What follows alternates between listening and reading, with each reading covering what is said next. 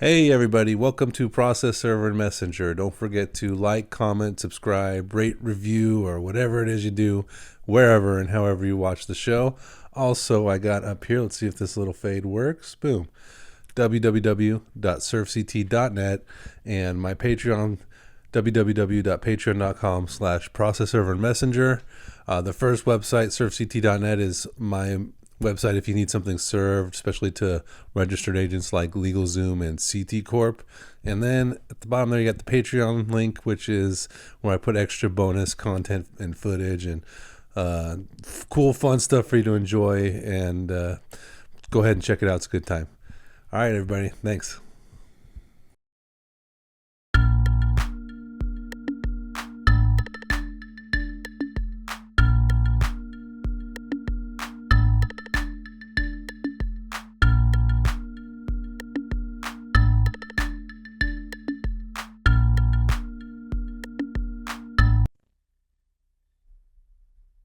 Hey, everybody, and welcome to Process Server and Messenger, the show where we like to talk about life as a process server, life as a messenger, life as a small business owner. I'm going to turn up the volume on my mic a little bit. I've been battling a cold, so my throat's still kind of scratchy and a little weak, so I might be talking softer, so we're going to turn up the volume a little bit. Anyways, welcome to the show. We're talking about life as a process server, life as a messenger, life as a small business owner, and sometimes life. And on today's show, my name is Nick, and I am a process server, California registered process server, small business owner, podcaster, process server influencer,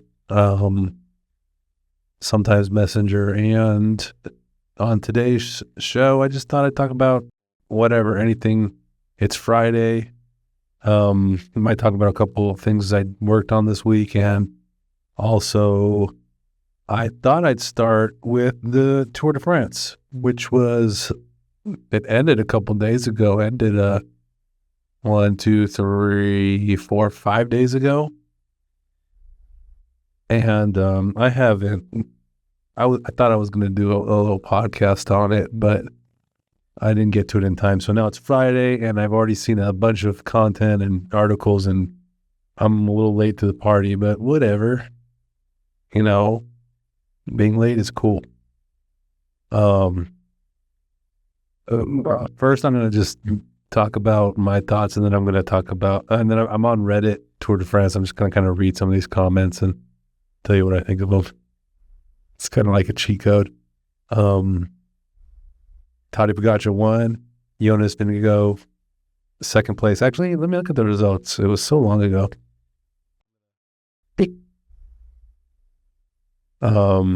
Everyone looked kind of sick.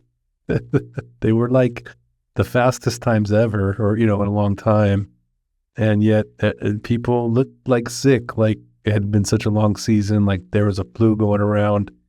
Everyone was struggling. Let's look at the rankings. Okay. My biggest fear with this stuff is they're European, and you're going to have some, especially French, things to say. Like Malojard and even Tour de France. I feel like I'd butcher that. I just don't speak, I don't even speak English that well. So I'm trying to speak any European language in French. Sorry guys, some of these names I'm butchering. Yeah, Pogacar, Vingegaard, Lipowitz. Oh yeah, Lipowitz. He got third. He's a real young guy, right? Everyone was like real happy for him. Let's see, Vingegaard. He probably should have finished second. This is probably right. I think he wanted to finish first. What a stupid thing to say. Of course he wanted to finish first. But I don't know. I think he was kind of like doomed to second place. Tadej Pogacar's kind of looked like he had this one wrapped up, and would have been. It's just not his year. So second place is great. That's a great finish for you, for Vingegaard. His team, Visma, Lisa Bike, they were getting grilled online for some of the decisions they were making, which I don't understand race tactics. I know them a little better, tactics, strategies. I just started watching cycling this year. But they're getting a lot of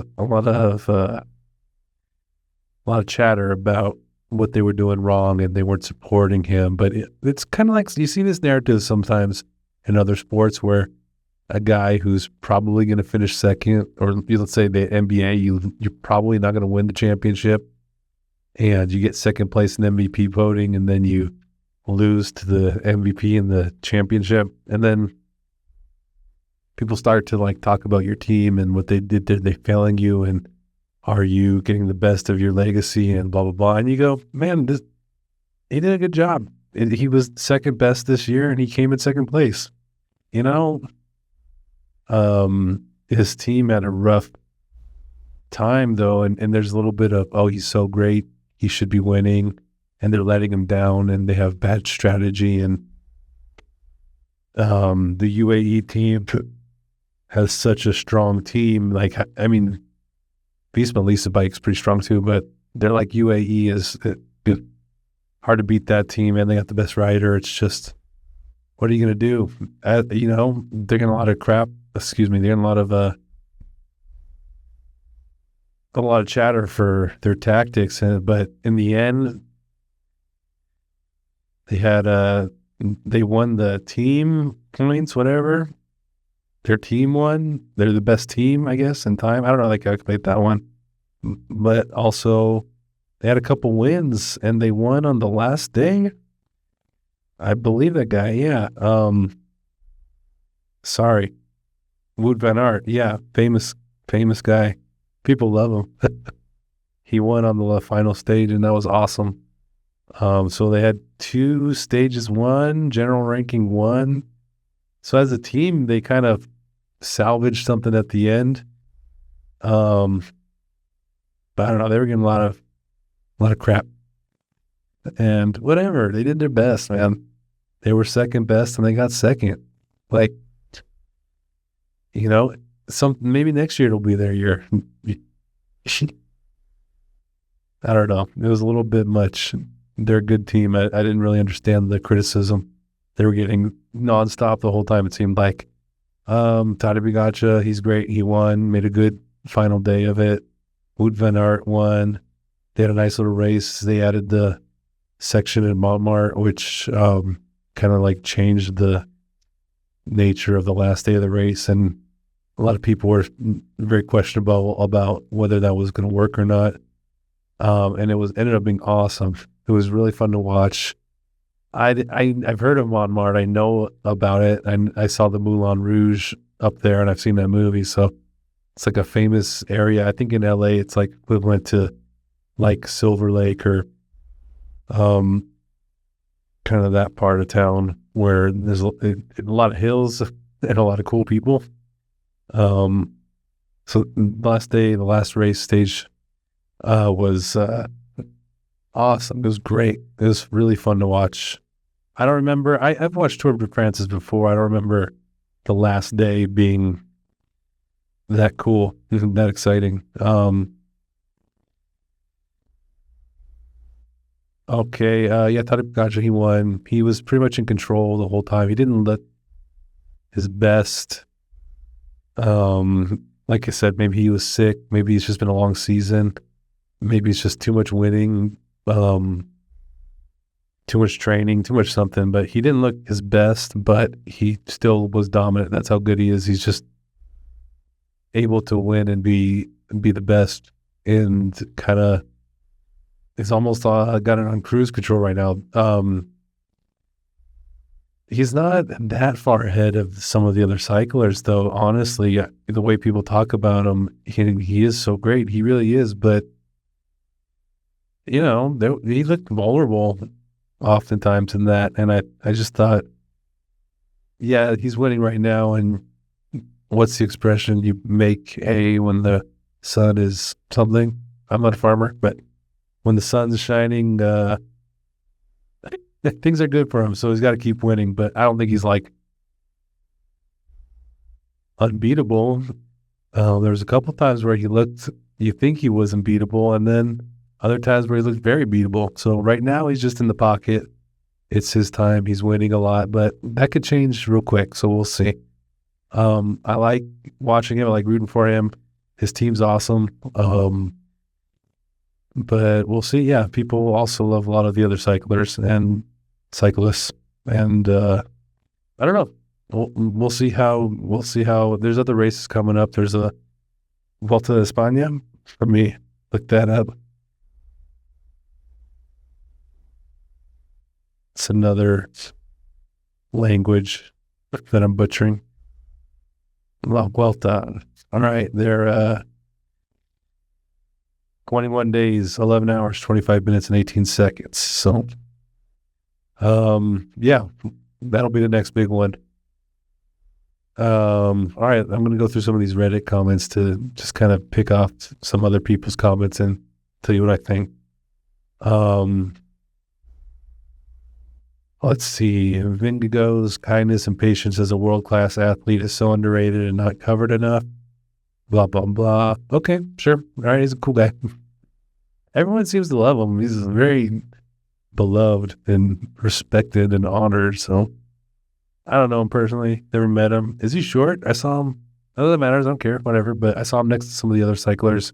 And I was like, I guess, you don't have to be, it's like basketball. You be 7 foot to be good at what you do. But anyways, let's see. More Reddit. Sad to see free UK coverage go after all these years. That is sad. Shout out to UK coverage. Sorry, guys. Okay. Cool pictures of the peloton going up Montmartre. That is a cool picture. Trying to get to some of these comments. Let's see. Favorite incident of the tour was Oscar only and his 2 teammates together with another 10 or so riders came streaming past Pogacar and Vingegaard. Oh, I do remember that. It was a really cool, it was a cool visual of 2 riders in the front kind of like going slow, and then just like a train of riders just picking them up, and looked like something out of Lord of the Rings. What stage is that? Look at these comments. What stage did that happen in? I saw the video of it. I don't remember watching it, but I saw the video of it later. Anyways, okay. Sure, that was a cool moment. I'm booked now. What? First time really watching TDF. What other big races? That's where I'm at. Yeah, I'll follow this guy. Essentially what I'm doing. Blah, blah, blah.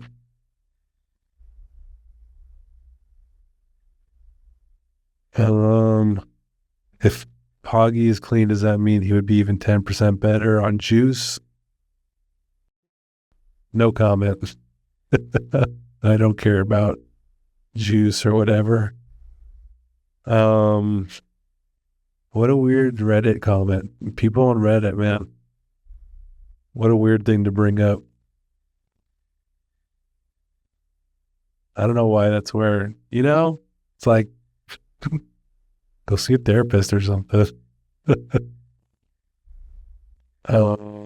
Do your top 5 stages. No particular order. Stage 6. Stage Ben Healy won. Oh, that was cool. He was an Irish guy. He won. He had the Malojane for a while.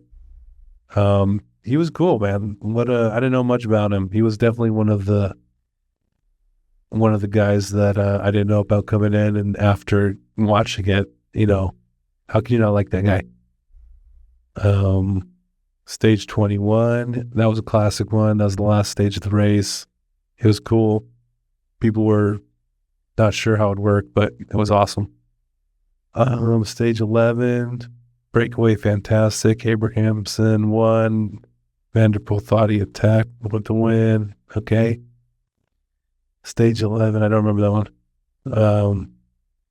I really tried to watch all these stages right as they were happening. It's so hard to watch the Tour de France. It's not hard to watch it, but watching the Tour de France feels so hard in terms of like endurance. And it's like, I'm not even on the bike. These guys are competing. I'm just watching it and I can't keep up. Stage 4. This guy says he's Portuguese and João Almeida did fantastic work. Okay. Stage 19. Arnsman got a second stage win. This guy says stage 9. What was the stage? Let's see. Which one did I like? They went up a giant mountain. Ventoux. That was cool. What stage was that? Let's see. Ventoux. What stage was Ventoux? Whatever. But that was a good one. That was a cool race. That was a cool, huge climb. Nuts. Absolutely nuts. Literally just straight up this mountain. Crazy. It's like one of those things. Stage 16. Was this one of this guy's favorite stages? No, didn't make it. All right. Well, that was cool. Basically climbing in that mountain. Oh, that was the French guy who won. It was like their first French rider who won a stage this year. V. Paret Pentre. Valentin Paret Pentre. Sorry, guy. You did good. I wish I could say your name better. That was cool, though. That was cool. I think Ben Ely was up there on that one. And they were talking about how, right? Let's see, stage 16. I think he got second.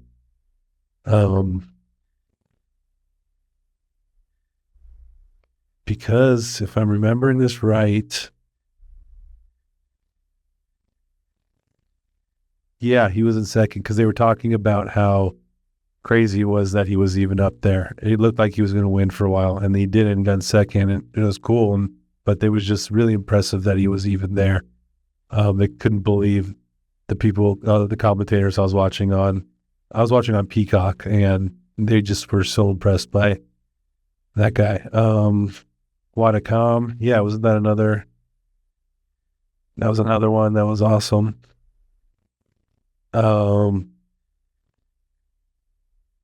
Another stage 21, Champs-Élysées. Sorry, guys. Yeah, the Champs-Élysées last stage, that was a great one. Everyone's loving that. Everyone's mentioned that. That's everyone's favorite stage. 16, all right, this guy likes stage 16 too. Yeah, that was cool. Yeah, if you don't want to watch Tour de France, you just want the breakdown, watch stage 16 and then watch stage 21. It's like, I'll give you a good idea. Jonas in his form, competitively speculative. I don't have any data.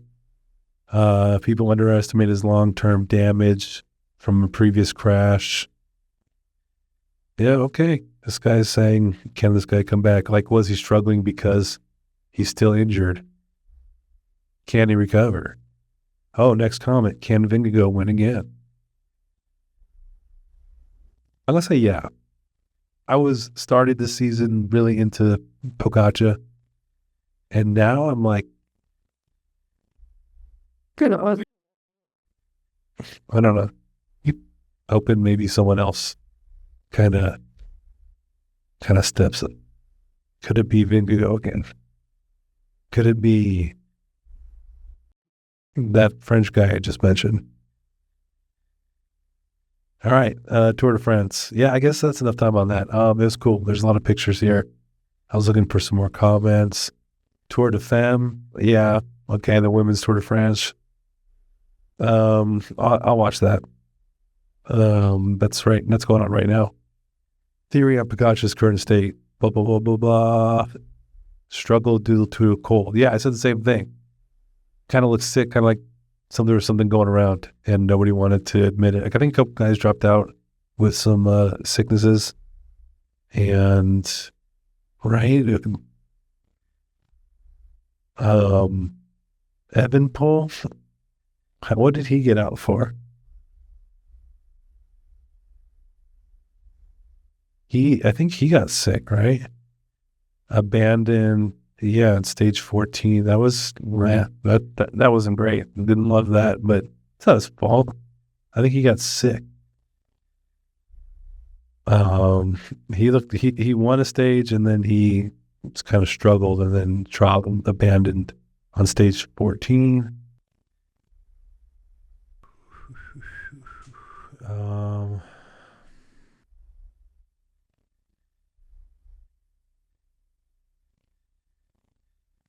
Yeah, I'm trying to look for what he got, why he left, but I think he was sick. I think he caught something. I want to find that. I want to find this.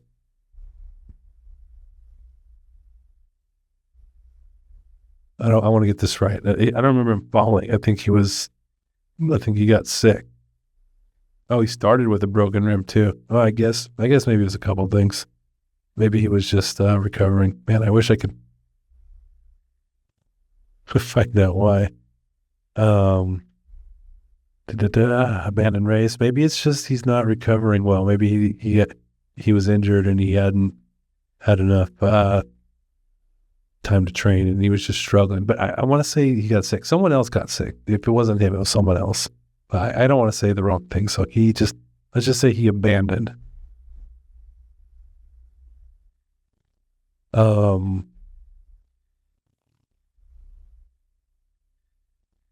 Yeah, it just probably wasn't feeling well. I can't really see why. I could probably easily find that. Sorry, I'm not more prepared, guys, but blah, blah, blah. Unpopular opinion, is this the beginning of the decline of Pogacar dominance? I say yes. All the cows, loved the cows, the herds of cows in the field. Okay.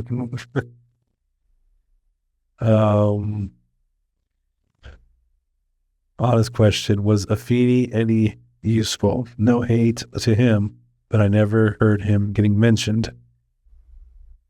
He was the most valuable rider for the first week, blah, blah, blah.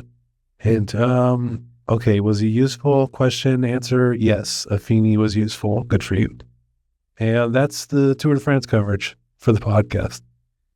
It was great. It was awesome. Well, I'm going to watch the Vuelta's this month, and then we'll have some more cycling stuff to talk about. All right.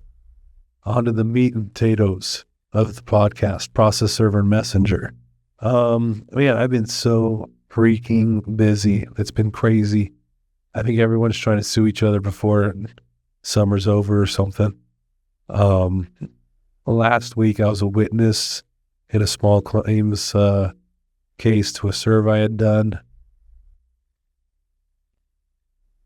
That was rough. It's just always when you're a witness, as a process server, I feel like, what do you want me here for? Like, read the proof. That's what it says. What do you want? Like, they ask you, oh, did that happen? Did you serve it at this date, at this time, to that person, at this address? Yeah. Yeah. Is that your signature? Yeah.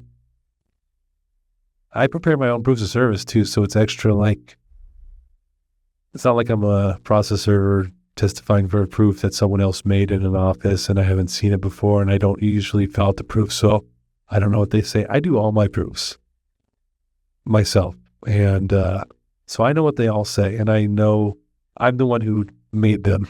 I can testify not only to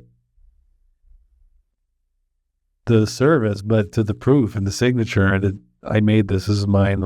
This is not like I work for somebody or a company that prepares these and adds my signature. And, I'm seeing it for the first time while I'm a witness. No, I make these. I know what it says. So it's just kind of redundant, or I don't know if that's the word, but you go on the stand and you go, is this true? Did you do that? Yes, yes, yes, yes. Why am I here? It's usually because the person who got served is just trying to desperately do something, I guess, quash the service. I don't think I've ever, no, I think I've had some of my services quashed every once in a while, but never as when I was a witness. Those were just typically like, I read some of those, the judge ruled like, basically whatever, just serve it again, like why not? Not that like, oh, I doubt that this wasn't served correctly, just, like one of them was literally for a guy I personally served, and he contested the service and the judge basically said to the attorneys that hired me, they basically said, just serve him again. Why not? Let's just to avoid anything, just why not? And I was kind of upset by that. I was like, I served him personally. The proof is he didn't prove anything. I took a picture of the guy when I served him. I don't usually do that, but I knew this guy. I had a bad feeling about him, so I had a picture of the service happening.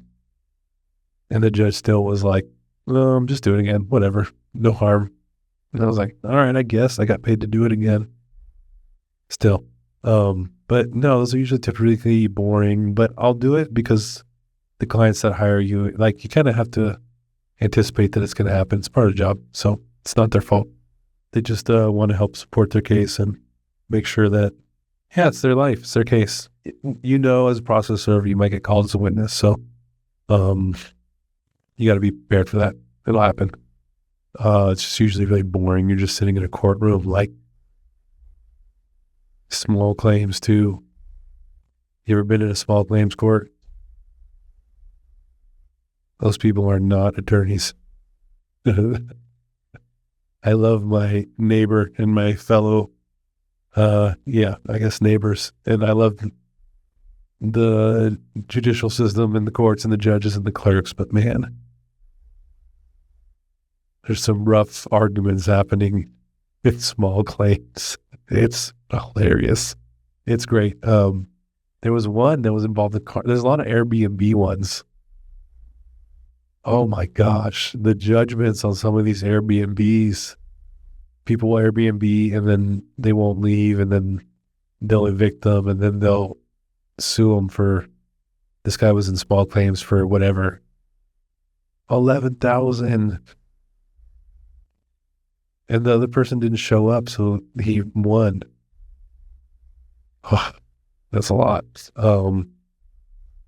So there was a couple Airbnbs, but there was one where it was a car crash, and literally these two parties had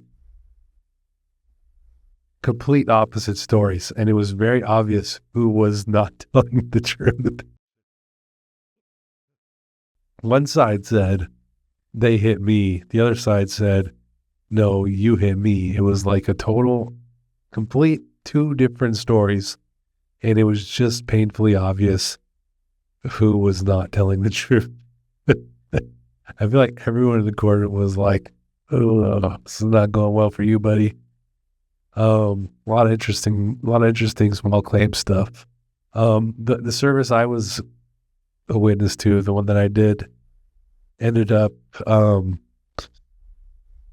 it's small claims, and the guy served as an attorney, and that day in small claims court, the judge was, he was an attorney who was stepping in to be the judge for the court. He was like a substitute judge. They do that sometimes. They don't always have the active judge there. He's doing something. He's busy. So he wasn't there that day, and they had this other guy in, and he was a attorney, and he was being a judge. And apparently, I didn't know this, but if you're in small claims court and the judge is an attorney doing what this guy was doing, kind of like the temporary judge, I wish I knew the name for it, but if you're an attorney and you're the judge for the small claims, and one of the parties in the small claims is also an attorney, then you can't make a judgment. You can't do anything. You can continue it to another day. But so that's what ended up happening. So it was a complete, I don't want to say waste of time, because the people who hired me, if they're listening, I don't want to make them feel bad, but it was kind of like what I was testifying as a witness to didn't, excuse me, it was like moot. It was like null. Like at the end, he was like, oh, this guy's an attorney. Okay, well, we're just going to continue this for the next day. I can't do anything about this. I didn't know that. I didn't know that was a rule. That was the first time I ever heard of that. That ended up being a good thing for my clients. I think that's a good thing for them. They're glad it got continued. I think they're facing some sort of deadline to just get them served. So it's a whole thing. sometimes attorneys are hard to serve. Sometimes they're the nicest people in the world. Attorneys are just like anybody else. They're just people. Some of them, I mean, they're smart people. They're very professional is not the word I want to say. Like successful, driven, accomplished. They do well. But at the end of the day, they're people, and a lot of them are good. All my clients are good. But the attorneys I try to serve sometimes are they don't want to get served. I think it's the funniest thing when you're serving an attorney who's trying to avoid getting served. It's like, what are we doing? You know better. Why? What are we doing here? Hey, that's what it is. It's funny though. Let's see, what else did I do? I served a couple people. Served a lot of public entities, a lot of hospitals. Served Kaiser with a subpoena. That was not fun. Kaiser is not my favorite place to serve, especially a subpoena. It's a mess. But hey, whatever. They have doctors, hospitals. There's no comment on that aspect of it. This is just me serving people. Serving some people is really nice. They got candy at the front desk, and they smile and wave, and they're happy, and they treat you good, and they respect you. Serving Kaiser is like, I'm watching Lord of the Rings right now. It's like trying to throw the ring into the volcano. You got to go through a lot of hoops. It's a whole thing. And I wish I had a wizard help me out. So shout out to Kaiser. All right. Anyways, that was a short one from the process server side, a long one from the cycling side, but I haven't done a cycling show in a while. Oh man, I'm kind of losing my voice a little bit. You could probably hear it. I'm getting better, but the last week or two, it's kind of like a slow sickness, illness. Yeah, I'm recovering from it. I think now I feel better, but I could always use more sleep. But anyways, yeah, that's it for today's show. We'll put this up as soon as I can, and I'm working on the social media, TikTok. I'm working on editing. I'm making different content. The Patreon, I'm working on that. I'm going to be putting stuff on that. I've been trying to get content for that. It's going good. So a lot of stuff coming up. Stay tuned. Like, rate, subscribe, comment, review, interact with my content. Check out the Patreon. Go to the website, www.servect.net. And I'll talk to y'all soon. Have a good one. It's Friday, so have a great weekend. And if you're listening to this and it's not Friday, then just pretend it's almost Friday and the weekend's coming up, and you're going to have a good weekend. And all right, everybody, bye.